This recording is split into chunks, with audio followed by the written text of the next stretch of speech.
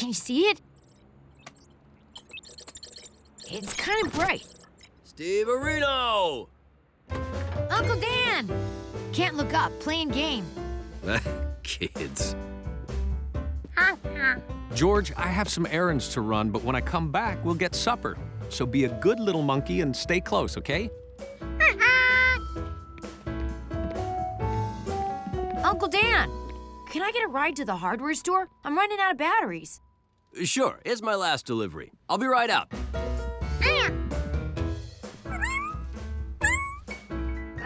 Too bright. Come over here, I'll show you.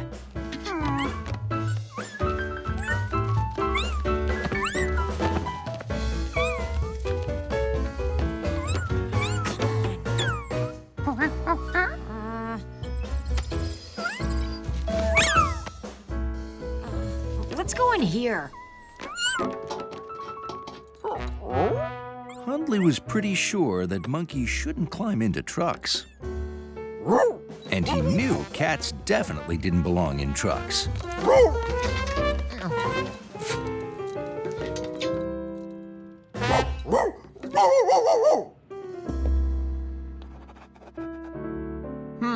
I wonder where Steve went. Beats me. Well, maybe he put down that game and went to play in the park.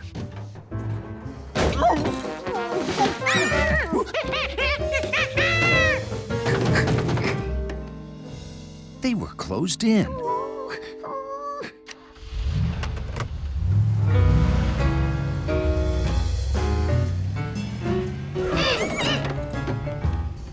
Hundley knew it. This was exactly the kind of thing that happened when you mixed monkeys with trucks.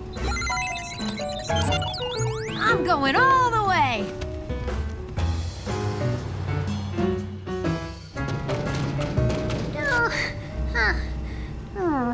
Oh no, Steve's uncle couldn't hear him. And George couldn't see where they were going. Maybe George could find a clue and figure it out. Here was a clue. Maybe they were picked up by a giant monster.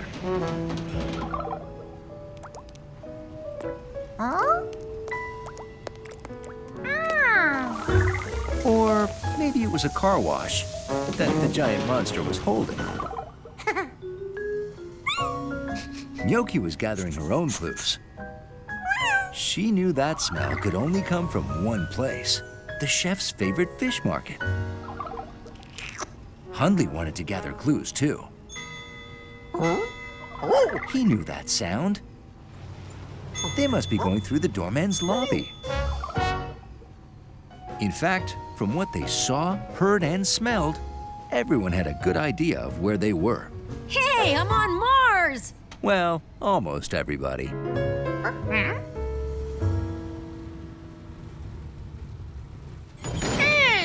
The truck stopped. Finally, Uncle Dan would let them out and they would see where they'd gone.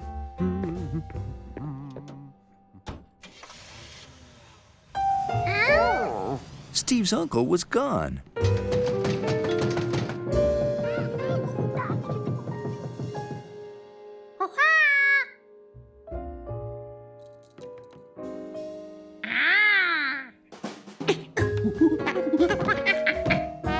Hundley thought this was no time for monkey business with boxes.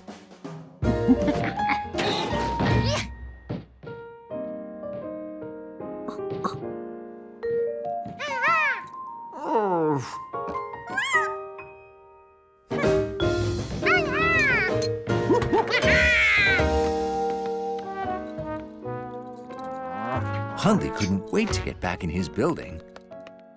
But where was his building? George wondered where their building was, too. I did it! I conquered the universe! Me! I have the skill! I have the power! I have... no idea where we are. What happened? We're lost! Hang on, Steve. Snap out of it. Okay, you just flew a ship through 3 galaxies and captured 6 golden comets. You're Steve. If anyone can handle this, you can. Don't worry, everyone. I'm here, and I'm gonna get us home.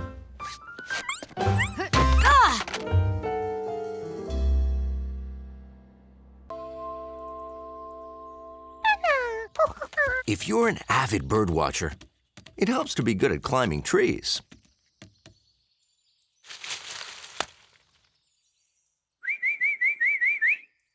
And to have a friend who's good at getting birds' attention. Nice shot.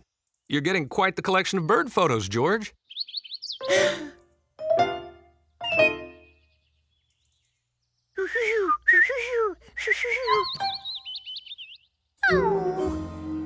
Different birds talk to each other by making different sounds. Easy for birds, not so easy for us. But luckily, there are bird calls that do the work for you. See? The pictures on the side tell you which bird you're calling. Try one. George had photos of robins and warblers, but he really wanted a picture of an osprey.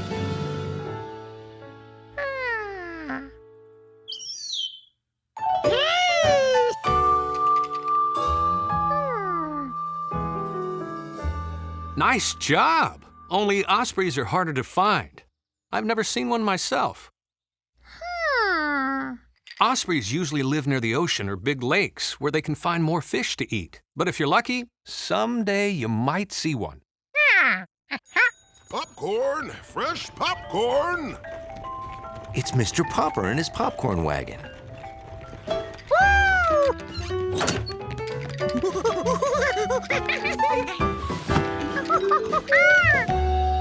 George, see any good birds today?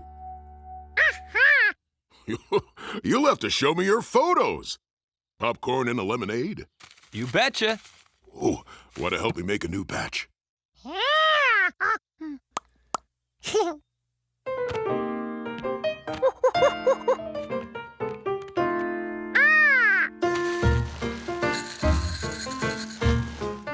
George loved helping Mr. Popper. He leveled off 1 cup of popcorn, poured it into the machine, and then... I know, it started all by itself. Mr. Popper always served the popcorn the same way. First, he grabbed a cup and a bag. Second, he pressed the button for the lemonade. Third, he scooped in the popcorn and tapped the bag. And he always served his customers with a smile. Whoops. I like to keep things tidy.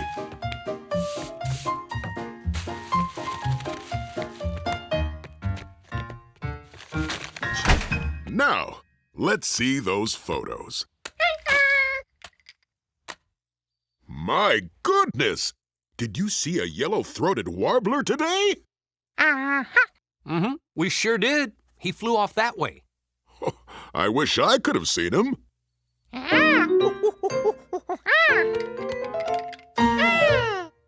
You'd run my wagon for me? Sure. George can run the wagon, and I'll show you where we saw the warbler. Oh, goody! My nephew wears this when he helps me. Perfect fit. We shouldn't have many customers. It's a slow day.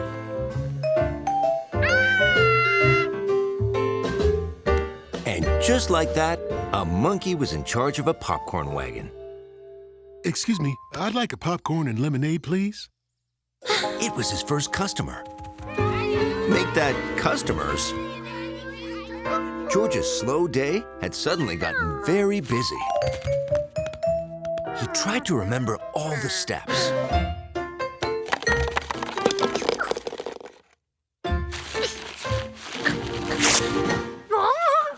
But he got off to a rocky start.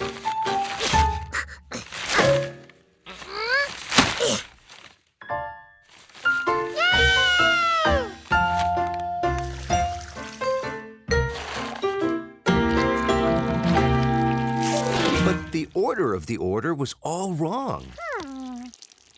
It was always quietest at Rankin's farm just before dawn. All the animals were fast asleep, including one little monkey on a campout with his friend.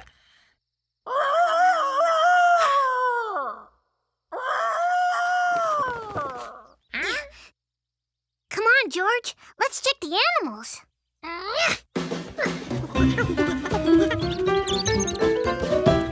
The chickens are following Mom. Check.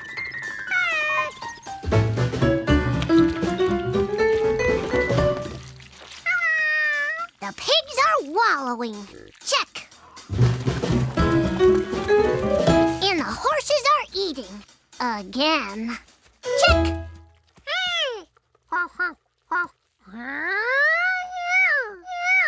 Good idea, George. If we hurry, we can ride the tire swing before breakfast.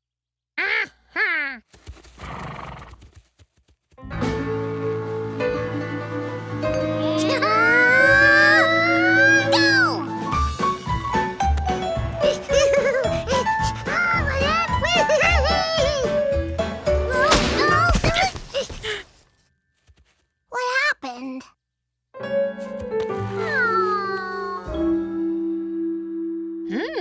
Looks like the rubber gave out.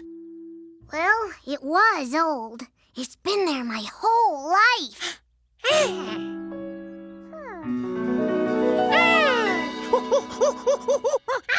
Wow, that would make the most giantest tire swing in the world. Can we have it, Grandma?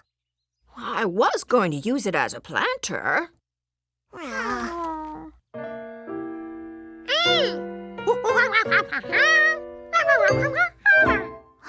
Good idea. What if we trade you for it? Trade me? Mm-hmm. We could, gather the eggs for you. All week. And you give us the tire. I could use more time to spruce up the farm stand. But Jagger the rooster, I'm not sure he'll let you in the yard. He's pretty protective of those hens.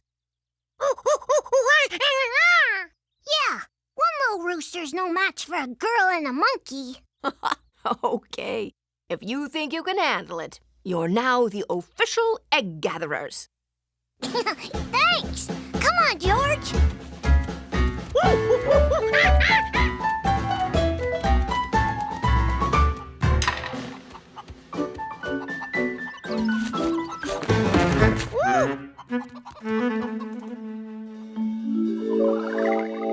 That rooster reminded George of a wiener dog who was very protective of his lobby, but with feathers and a beak. George knew how to handle him.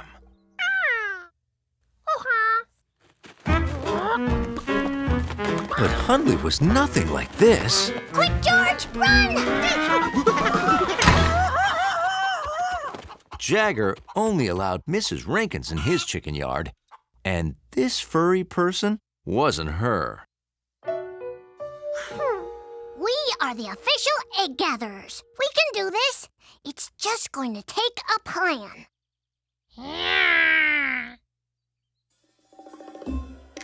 Those are the nesting boxes. It's where the hens lay the eggs.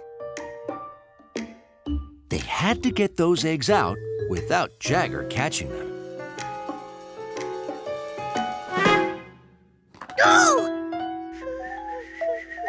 It was going to take something special to outsmart him.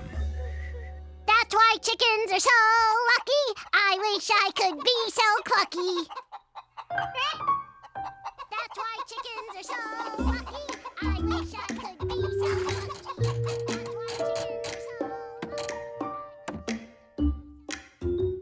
lucky. Distracting did not work.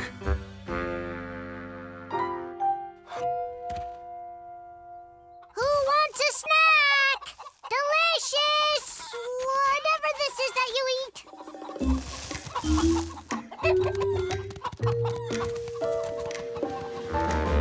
Apparently, Jagger wasn't hungry.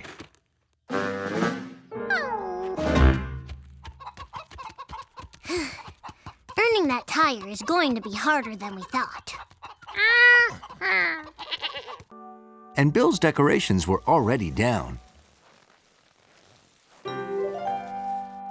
But not George's. Ooh. She's still got some life in her. Sort of.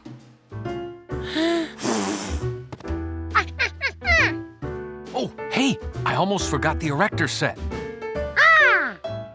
Ready to tackle the 1889 Paris exhibition? Sounds like a big project. What do you say we set it up in the attic where there's more room?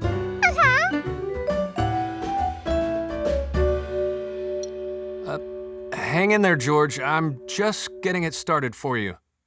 Then she's all yours.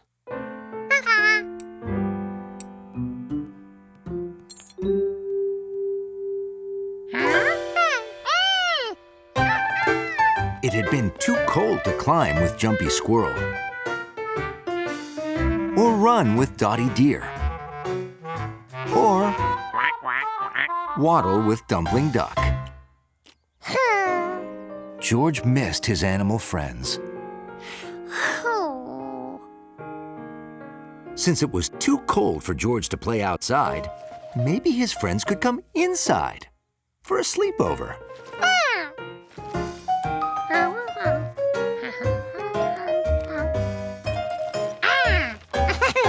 Oh, let's see here. Are these sleeping bags? Okay, so you want to have a sleepover with your friends? Sure, why not? Oh, and when you talk to Allie and Bill and whoever that other person is, see if one of them is good with erector sets. If you're having a sleepover, you'll need snacks, fun party games, and cozy sleeping bags. Now all George needed were guests.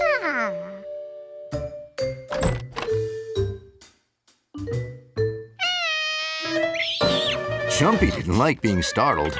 Whatever the monkey wanted, it had better be good.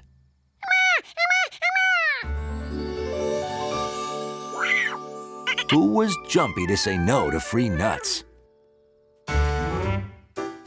Dotty wondered where Jumpy had gone.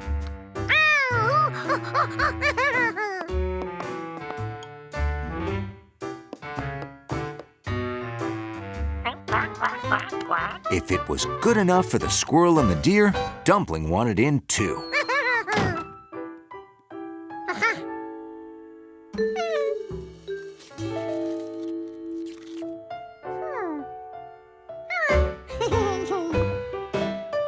Maybe they'd like to play a game.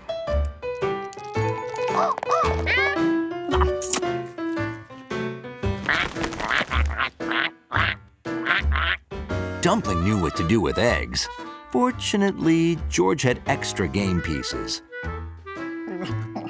Jumpy thought they were nuts. And Dotty thought the dice were sugar cubes.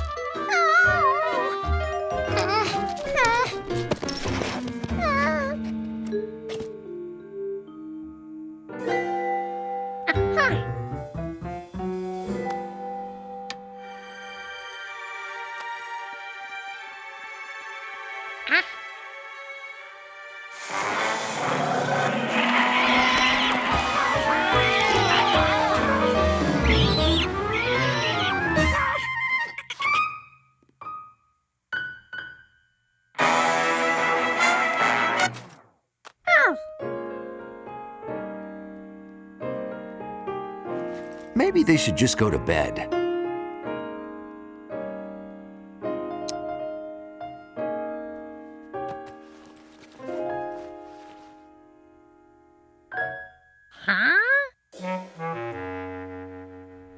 Was this their first sleepover? George would have to show them how sleeping bags worked.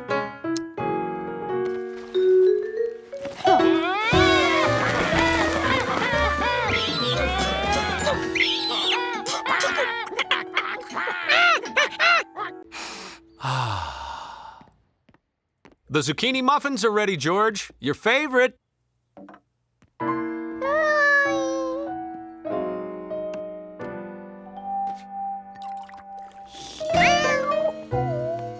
Are you all right?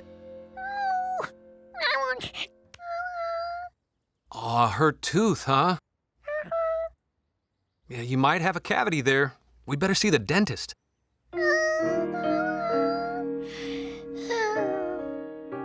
Oh, I'll grab the muffins.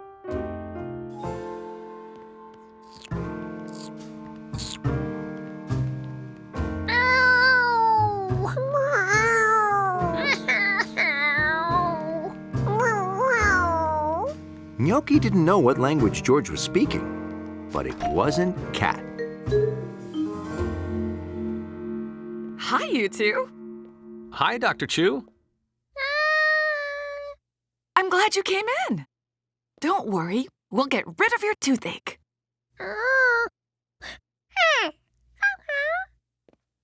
Oh, this is a model of what your teeth look like. Your incisor teeth bite pieces from food. Your canine teeth hold and tear food apart. And your molars grind food. That's plaque. It contains bacteria. Oh, bacteria are germs. That's right. And these germs feed on the food bits that get stuck in your teeth, especially sugar. The bacteria make acid that can create holes in your teeth. Cavities. Don't worry. I know you're a good brusher. Fluorite toothpaste usually keeps them away. Dan, can you get George ready? Sure. This way, George. Be a good little monkey patient. Go on. You can climb into the chair. Oh, I didn't mean... okay.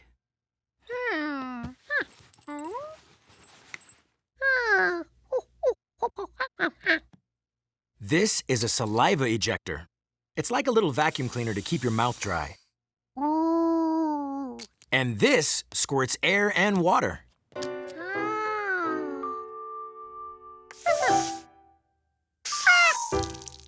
Oops.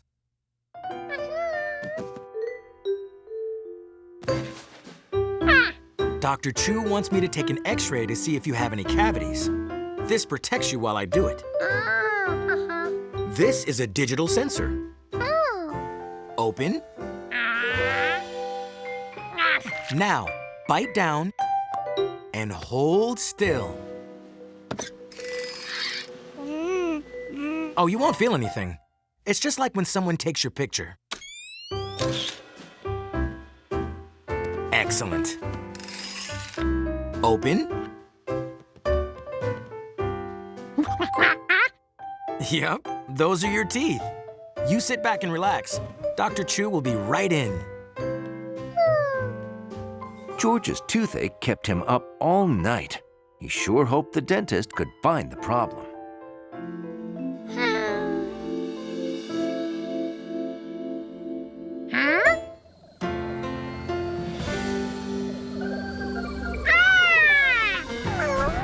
George remembered that spaceship. He and Gnocchi rode it through his body to find germs like toots that made him sick. Maybe they could find out what was making his tooth hurt.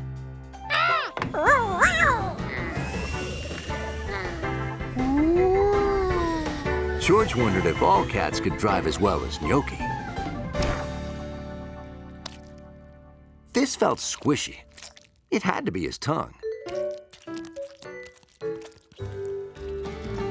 We love sugar, that's the truth, especially when it's on the tooth. Yeah! Yummy! These creatures looked familiar to George. They seemed a lot like Toots the germ.